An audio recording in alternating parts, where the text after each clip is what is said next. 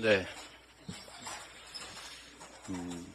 민주주의 국가에서 대통령의 역할 중에 가장 중요한 것은 바로 국민 통합입니다. 당선될 때까지는 특정 세력을 대표하겠지만 당선된 후에는 전 국민을 대표해야 되는 것이 바로 대통령의 역할입니다. 그런데 윤석열 대통령께서 국민의힘 초선 당선인들을 만나서 대통령 거부권을 협상카드로 쓰라, 이런 취지의 말을 했다는 보도가 있습니다. 저는 사실 이 보도를 잘 믿어지지가 않습니다. 그러나 그 말씀을 하셨다고 하니 한 말씀 드리도록 하겠습니다. 결국 이 말은 총선 민심을 받들 계획과 과제를 논의할 자리에서 야당과의 전면전을 부추긴 것 아니겠습니까? 결국 그와 다를 바 없습니다. 총선 민심을 받들겠다라고 하더니 왜 계속 국민의 뜻을 거부하면서 반대로 가시는 건지 납득이 되지 않습니다. 최혜병 순직 특검법을 수용해서 변화의 의지를 말이 아닌 행동으로 증명해야 합니다. 내일 국무회의에서 또다시 거부권이 반복돼서는 안 됩니다. 해병대원 특검법을 즉각 공포하고 이를 출발점으로 국정기조를 전면 전환하기 바랍니다.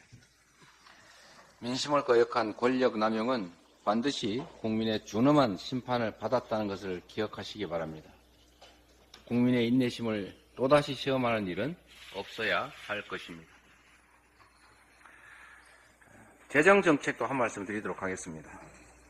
윤석열 대통령께서 또다시 건전재정이라는 이름으로 긴축재정을 고집하면서 국민들에게 허리띠를 더 졸라매라는 식의 무책임한 주문을 하고 있습니다. 삼중고에 2년 이상 근근히 버텨온 국민들은 이제 더 이상 졸라맬 허리조차 없습니다. 냉면 한 그릇 16,000원, 떡볶이 1인분 배달에 10,000원, 김밥, 짜장면, 칼국수 같은 대표적인 서민 음식 가격은 내리기는커녕 계속 오르고 있습니다.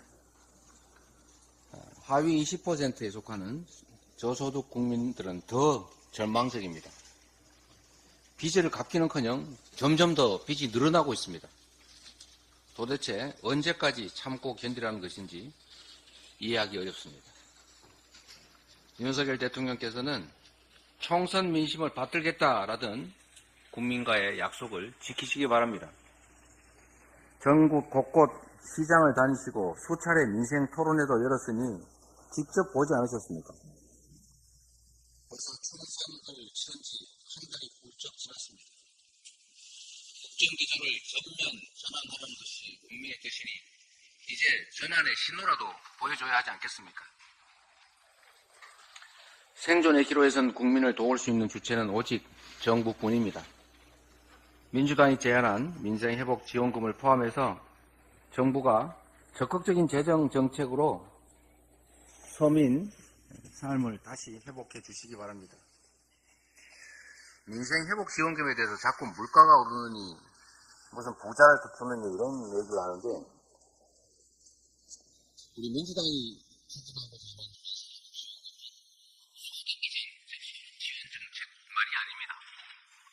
지금 심각한 것은 소상공인 자영업자들이 폐업의 위기에 몰려있다는 것입니다. 골목상권이 망가지고 있고 지역경제, 지방경제가 소멸하고 있습니다. 매출을 늘려서 골목상권을 살려야 합니다. 자영업자들이 임기응변으로 지금의 험한 상황을 조금이라도 벗어날 수 있게 해야 합니다.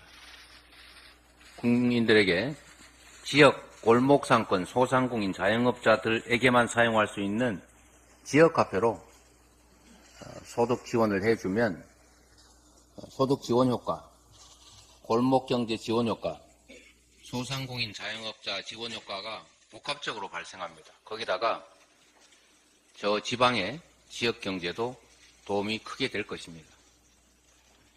복합적 정책 효과를 가지는 민생회복 지원책 즉시 협의해 주시기를 바랍니다. 정부 여당이 권력 유지에만 골몰할 것이 아니라 우리 국민들의 삶에, 대한민국의 미래에 관심을 가져야 합니다. 그리고 초보적 경제 상식 하나 더 말씀드리겠습니다. 하도 답답해서 드리는 말씀입니다.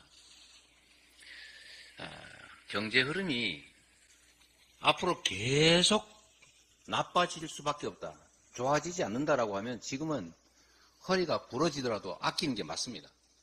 그런데 지금이 일시적으로 나쁜 상황이고 앞으로 개선될 것이라고 기대한다면 더 나빠지지 않도록, 더 빨리 회복될 수 있도록 정책을 구사하는 게 바로 정부가 할 일입니다.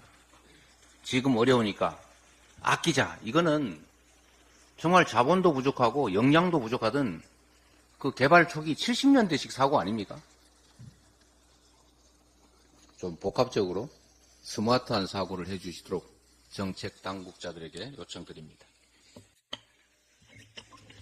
네, 다음으로 박찬대 원내대표 모두 발언이 있겠습니다. 국민과의 약속을 지키지 않는 대통령을 국민이 신뢰할 리가 없습니다. 지난 주말 열린 5.18 민주화운동 44주년 기념식에서 윤석열 대통령은 5.18 정신, 헌법 전문 수록에 대해 한마디도 언급하지 않았습니다. 매우 실망스럽습니다. 국민과의 약속을 지키지 않는 것을 넘어서 약속을 지킬 의지조차 보이지 않습니다. 이 정도면 지난 대선에서의 공약이 사실상 대국민 사기가 아닌가 하는 생각을 하게 됩니다. 무신분립이라고 합니다. 공정과 상식이 지켜지는 사회는 신뢰의 바탕에서 성립이 가능합니다. 약속은 지키라고 있는 것입니다. 국민과의 약속을 지키지 않는데 어떤 국민이 대통령을 신뢰하고 국정 운영에 기대를 하며 협조를 하겠습니까? 윤석열 정부 들어 대한민국의 민주주의는 심각하게 후퇴하고 있습니다. 외국에 사는 우리나라를 독재화가 진행 중인 나라라고 평가합니다. 민주주의를 지키겠다는 의지가 손톱만큼이라도 있다면 지금이라도 즉시 5.18 정신을 헌법 전문에 담겠다는 약속을 이행하기 바랍니다. 또 국회 본회의에 상정된 민주유공자법 통과 시 거부권을 행사하지 않겠다고 약속하기 바랍니다. 지난주 오동훈 고위공직자범죄수사처장 후보자에 대한 인사청문회가 열렸습니다. 결론부터 말씀드리자면 매우 실망스럽습니다. 공직자로서 국민 눈높이에 맞는 도덕성을 갖추고 있는지, 고위공직자의 권력형 부패 범죄를 제대로 수사할 의지와 역량이 있는지 따져 물었습니다. 권력으로부터의 독립성과 중립성을 견지하겠다는 태도는 매우 미온적이었고 아빠 찬스, 남편 찬스 의혹에 대해서는 제대로 된 해명을 내놓지 못했습니다. 오동훈 후보자는 국민의 신뢰를 받는 공수처로 만들겠다고 말했지만 서민은 꿈도 꾸기 어려운 아빠 찬스, 남편 찬스를 행사해온 후보자를 어떻게 국민이 신뢰할 수 있는지 의문이 들었습니다. 아울러 대통령 눈치 보는 태도가 역력한 후보자가 공수처의 독립성과 중립성을 유지할 수 있는지도 큰 의문입니다. 공수처장 후보로서 매우 부적합하다는 말씀 드립니다. 내일 해병대원 특검법에 대해 거부권을 행사할 가능성이 높아지고 있습니다.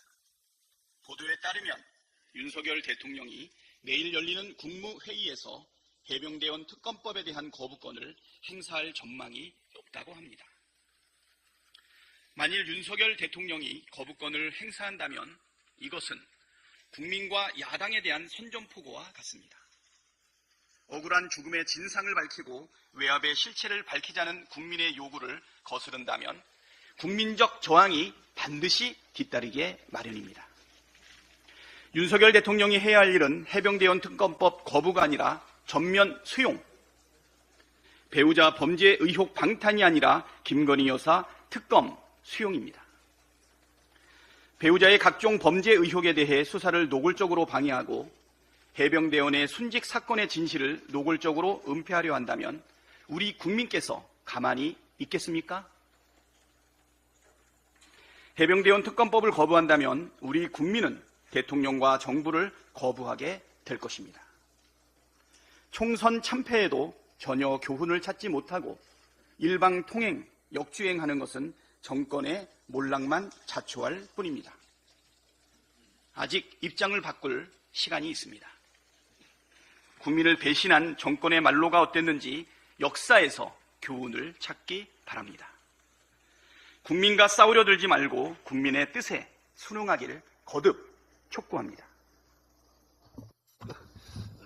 네, 다음으로 정청래 최고위원의 발언이 있겠습니다. 국회의원 중심의 원내 정당에서 당원과 지지자 중심의 대중 정당으로 나아가야 합니다. 오늘 발표된 여론조사 꽃에 의하면 민주당 지지율이 전화면접 7.2%, ARS 8.9% 빠졌습니다.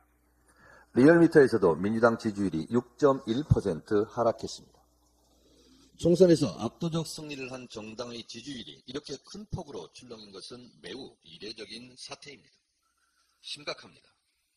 윤석열 대통령의 국정 기조 변화도 없고 오히려 민심과 역행하는 상황인데 민주당에서 왜 이런 일이 벌어졌을까? 당원들은 탈당하고 지지율은 빠지고 큰 일이 벌어졌습니다. 진찰을 잘해야 처방을 잘할 수 있고 원인을 정확하게 분석해야 정확한 대안이 나옵니다. 시시해서 될 일이 아닙니다. 이번 사건으로 우리의 과제도 우리의 숙제도 우리 앞에 놓여 있습니다. 국회의장 선출이 몰고 온 후폭풍이 너무 거셉니다. 사건의 본질을 정확하게 보아야 합니다. 국회의장 후보 선출은 개인의 호, 불호 문제가 결코 아니었습니다. 80%가 넘는 당원과 지지자들의 당심과 민심이 여의도에서 반영되었는가 아니었는가가 문제의 핵심입니다. 누가 국회의장으로 잘하고 못하고는 두세 번째 후의 문제였습니다. 제가 지난주에 상처받은 당원과 지지자들을 위로한 핵심 이유입니다. 당원과 지지자들의 마음을 왜 몰라주냐? 당원과 지지자들의 요구가 왜 묵살당하느냐에 대한 당원과 대중의 실망과 분노가 탈당과 지지율 하락으로 의사표현된 것입니다. 사람들은 우원식 국회의장이 잘하겠지, 잘할 수 있어 라고 생각할 수 있습니다. 저도 우원식 국회의장이 잘하리라 믿습니다. 앞으로 잘해주시면 됩니다. 그러나 당원과 지지자들은 윤석열 정권과 맞짱 트는 통쾌감을 추미애를 통해 보고 싶었던 겁니다. 일종의 감정이입, 심리적 연대감 내지 심리적 일체감이었습니다. 2016년 20대 총선에서 정청래가 컷오프 되었을 때도 지지율이 크게 빠졌고 당원과 지지자들이 항의 전화, 항의 시위가 빗발친 적이 있습니다. 더 컷 유세단으로 광주 송정시장에서 지원 유세를 할 때 한 40대 당원이 저를 끌어안고 울면서 했던 말이 지금도 생생합니다. 의원님, 저 같은 당원은 필요 없다는 거죠. 제가 컷오프 당한 겁니다. 그렇습니다. 이게 바로 심리적 연대감, 심리적 일체감입니다. 지금 민주당원과 지지자들은 자신이 떨어졌다고, 자신들의 자존감이 외면당했다고 추미애 탈락에 감정이입이 된 것입니다. 그런 당원과 지지자들이 80% 이상 된다고 저는 추측합니다. 당원과 지지자 80%의 이런 상실감과 배신감을 치유해야 합니다. 말로 사과한다고 위로가 되지 않습니다. 근본적인 제도 개선, 시스템 전환을 연구하고 토론해야 합니다. 말로만 당원이 주인인 정당이 아니라 실제 당원 당규로 보장해야 합니다. 우리끼리 결정한 일을 왜 자꾸 당원들이 시어머니 노릇을 하려고 그래? 라고 불만인 국회의원들이 있다면 이는 시대의 변화에 둔감한 문화 지체 현상입니다. 당내 엘리트주의를 배격해야 합니다. 당원의 권한을 더 확장하고 그것을 제도화해야 합니다. 새로움은 항상 낯설음을 수반합니다. 민주당원과 지지자들은 공천혁명과 총선 승리를 우리 손으로 일궈냈다는 자부심이 충만했습니다. 여기에 찬물을 끼얹은 겁니다. 20년 전 17대 국회에서 총선, 지역 경선 제도 도입이 제1차 공천혁명이었다면 2024년 22대 총선에서 민주당원들의 공천혁명은 정당사에 기록될 2차 당원혁명입니다. 이제 20년 전에 도입된 원내 정당에서 당원과 지지자 중심의 대중정당으로 틀을 바꿔야 합니다. 여의도 국회도 당원과 지지자들의 견제를 받아야 합니다. 나라의 주인인 국민이 주인 노릇하듯이 당의 주인인 당원이 정당의 주인 노릇을 제대로 할 수 있는 제도 변화가 필요합니다. 모든 개혁은 저항이 뒤따르고 불편합니다. 지금은 일방적 하향식 정보 전달 체계의 군부 독재 시절이 아닙니다. 실시간으로 쌍방향으로 지식과 정보가 전달되는 정보의 평준화 시대입니다. 국회의원의 정보 독점 시대, 내 권한 내 마음대로 하는 시대는 이미 끝났습니다. 오히려 지식과 정보의 양이 더 많은 당원들이 불꽃 같은 눈동자로 국회의원들의 일거수일투족, 정치적 의도와 속셈을 꿰뚫어보는 시대가 됐습니다. 당원은 당의 주인 자격증을 이미 갖고 있습니다. 인간지사 세옹지마라고 했습니다. 총선 승리 후 민주당의 지지율이 이렇게 큰 폭으로 빠질 줄 누가 알았겠습니까? 당원과 지지자들에게 민주당이 이렇게 회초리를 맞을 줄 누가 어떻게 알았겠습니까? 원내 정당에서 당원과 지지자 중심의 대중정당으로, 당원이 진정 당의 주인인 정당으로 실제 환골탈퇴하는 것이 이번 사태의 정확한 처방전임을 명심해야 할 것입니다. 진정 당원이 주인인 정당을 만들어야 합니다. 병은 드러내야 합니다. 숨기면 더 큰 병이 됩니다. 이제 다 드러내놓고 전당원 토론을 시작해야 할 시점이 왔습니다. 네, 다음으로 구민정 최고위원의 발언이 있겠습니다. 윤석열 정권의 아마추어 행정이 계속되고 있습니다. 해외 직구 KC 인증 의무화 시행 방안을 내놨다가 사흘 만에 뒤집었습니다. 오늘 아침자 신문을 보면 보수 진보 성향 할 것 없이 탁상 행정, 오락가락 행정, 설익은 정책, 우왕좌왕 국정, 졸속 추진 이런 단어가 관련 지면을 온통 채우고 있습니다. 정책 설계를 함에 있어서 국민들과의 공감대도 떨어지고 세밀함도 없고 효율성 또한 모두 떨어집니다. 정책 수요자인 국민 눈높이는 전혀 고려하지 않고 섣부르게 정책을 추진했다. 결국 소비자 혼란만 부추기고 정부의 정책 신뢰도만 떨어뜨리는 결과를 낳았습니다. 일단 정하면 앞뒤 가리지 않고 추진부터 하는 대통령의 스타일과 많이 닮아 있습니다. 의대 증원 때도 그랬고 킬러 문항 폐지 때도 그랬고 만 5세 초등학교 입학 때도 마찬가지였습니다. 최근 김건희 특검법을 둘러싸고 온갖 것들을 다 갖다 붙이고 있는 여당의 행태 또한 대통령의 막무가내식 정치 스타일과 다르지 않습니다. 지난 16일 주가 조작 사건 항소심 재판부가 1심에서 무죄 선고를 받은 전주에게 방조 혐의를 추가하는 내용의 공소장 변경을 허가했다고 합니다. 주가 조작 공범 혐의가 인정되지 않으면 방조범으로 처벌할 수도 있다는 것입니다. 이처럼 주가 조작 사건은 수사가 아니고선 결론을 내릴 수 없는 지경에 이르렀습니다.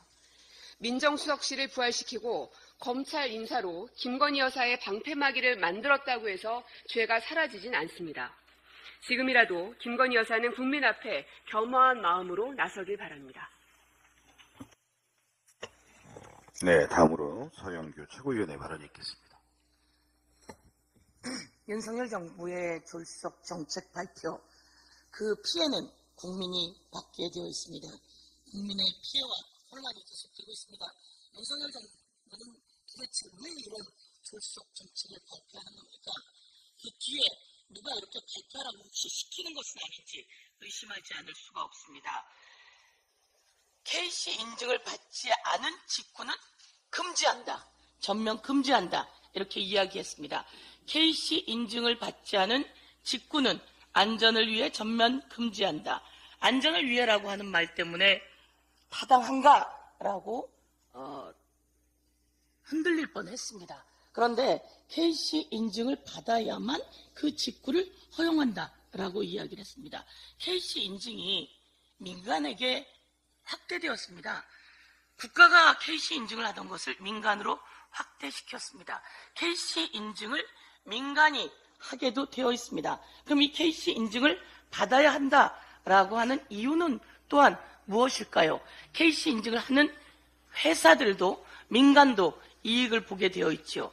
이 KC 인증을 하는 민관과 회사 등은 또 누구에게 잘 보이려고 할까? 누가 이것으로 이득을 갖는 것일까? 의심을 하지 않을 수 없고, 이런 의심과 의혹이 인터넷상에 아주 확산되어 있다는 것을 국민 여러분께 알려드리고 싶습니다.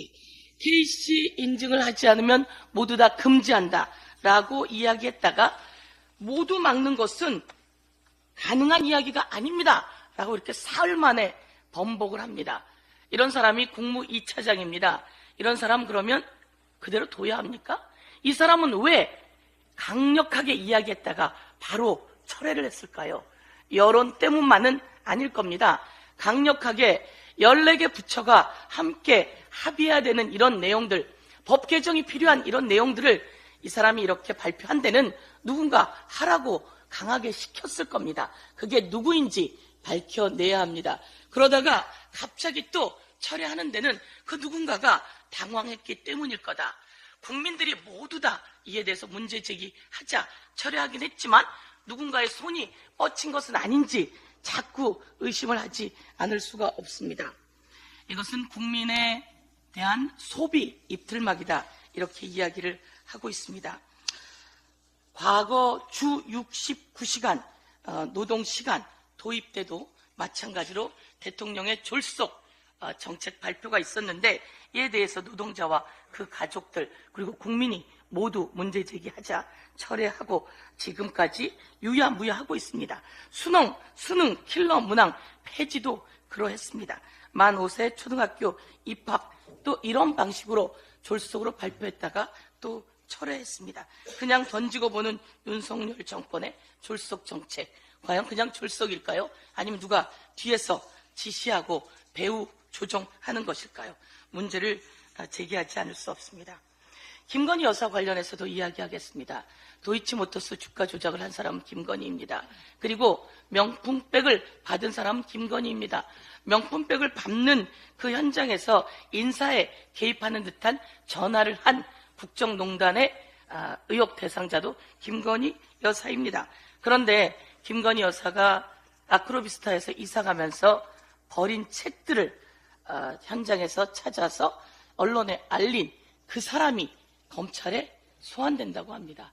참고인으로 소환이라고 하긴 하지만요. 김건희 여사를 한 번도 소환하지 못한 검찰, 주가 조작 때도 소환하지 못하고 명품백 수수 때는 소환을 이야기했다가 그 중앙지검장 등 관계 검사들이 모두 다 통째로 인사 조치되었습니다. 이런 상황 속에서 김건희 여사는 소환 한번 하지 못하고 이젠 소환이라는 얘기가 쏙 들어간 상태에서 그 책을 찾아서 언론에 알린 사람을 소환하겠다고 합니다. 이게 대한민국입니까?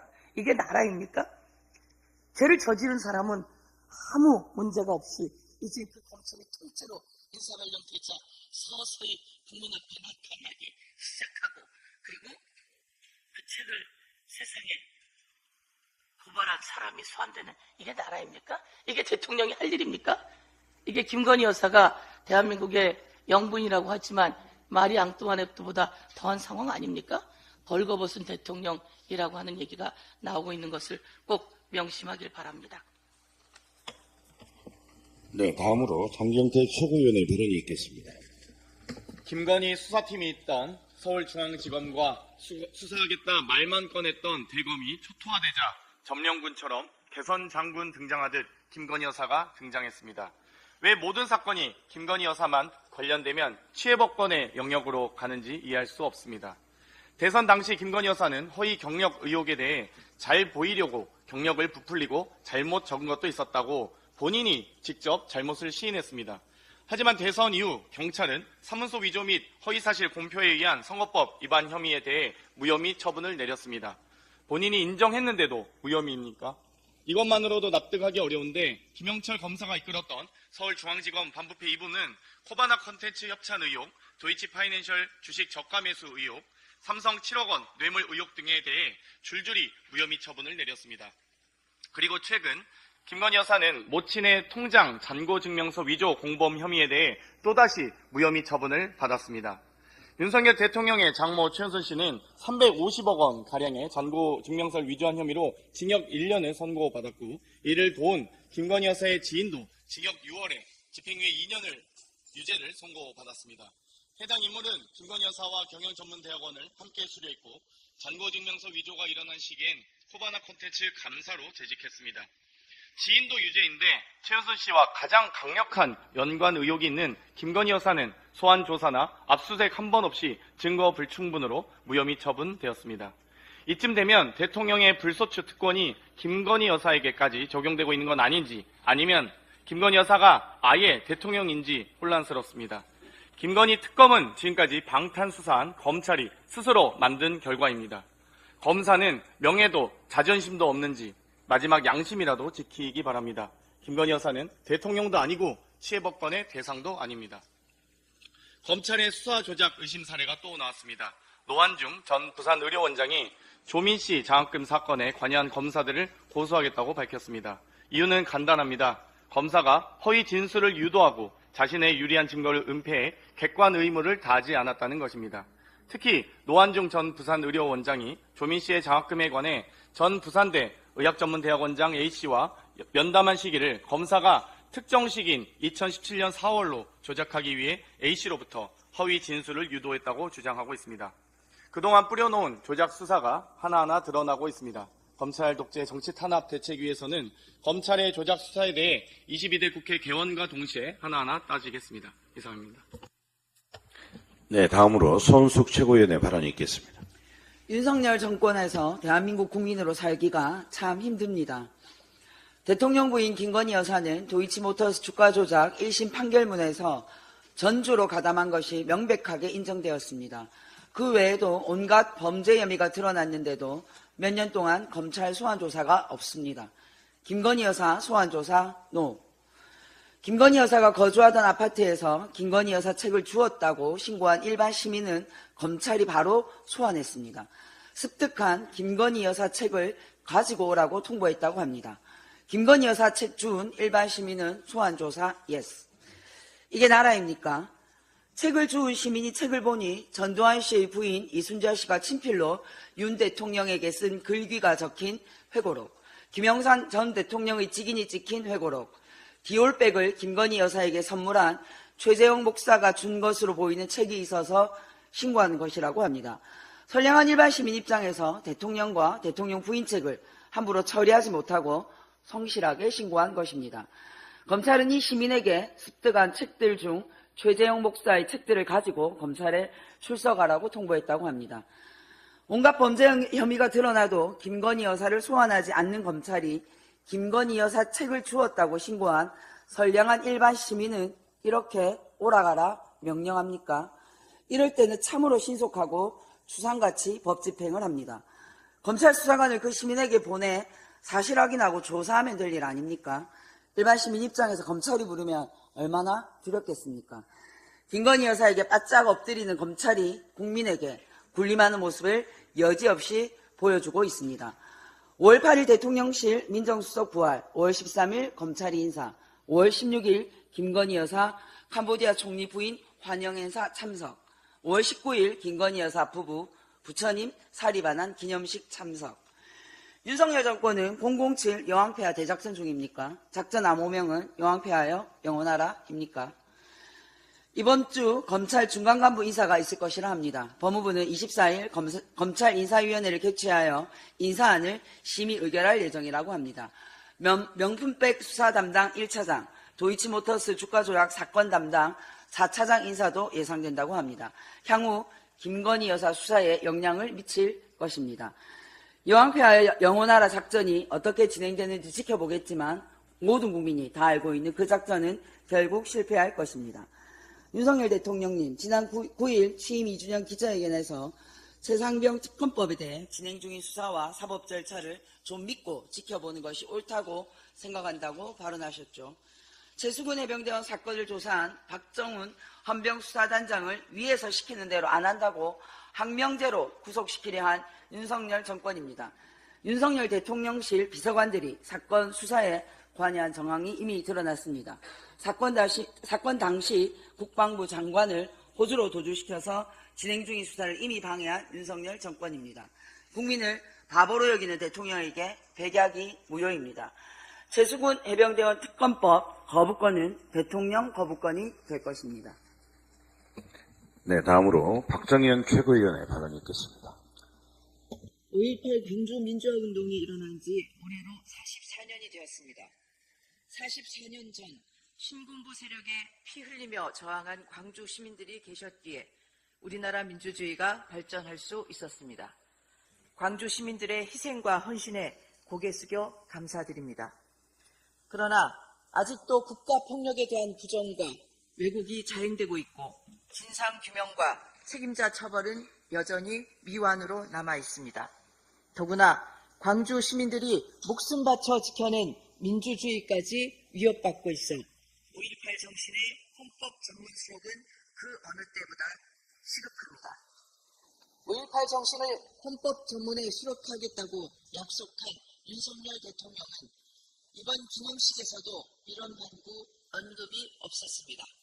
하긴 자신이 한 말과 정반대로 행동하는 대통령의 그간의 행태와 윤석열 정부 들어 한국 민주주의가 퇴행하고 있다는 평가가 나오는 상황에서 대통령이 약속을 지킬 것이라고 생각하는 국민들은 많지 않을 것입니다. 국민의 생각과 반대로 행동하는 윤석열 대통령. 그래도 국민의 생각을 알려드립니다. 지난해 5.18 기념재단이 공개한 2023년 일반 국민 5.18 인식조사 결과에 따르면 5.18 정신의 헌법 전문 수록이 매우 필요하다고 생각하는 국민이 44.1%, 필요하다고 응답한 국민이 26.7%로 10명 중 7명의 국민이 찬성하고 있습니다. 5.18 민주화운동에 대한 국민의 태도와 평가를 고려하면 5.18 정신의 헌법 전문 수록은 더 이상 미룰 수 없습니다. 5.18 정신의 헌법 전문 수록은 지난 총선 국민의힘 공약이기도 했고 국민의힘 황우여 비대위원장도 지난 16일 비대위 발언을 통해 5.18 민주화운동 정신의 헌법 전문 수록은 매우 마땅하다는 입장을 밝혔습니다. 입장을 밝혔으면 이행을 위한 논의를 시작해야 합니다. 5.18 정신의 헌법 전문 수록, 정부와 여당은 공연불만 외우지 말고 행동으로 적극 나서야 합니다. 국민과의 약속을 지키십시오. 최혜병 특검법에 윤석열 대통령이 21일 거부권을 행사할 예정이라고 합니다. 이 나라의 군인이 왜 위험한 물살에 구명조끼 하나 없이 투입되어야 하는지, 왜 수사에 외압이 있었는지 밝히지 않는다면 제2의 최혜병이 억울한 죽음을 맞이할 것이다.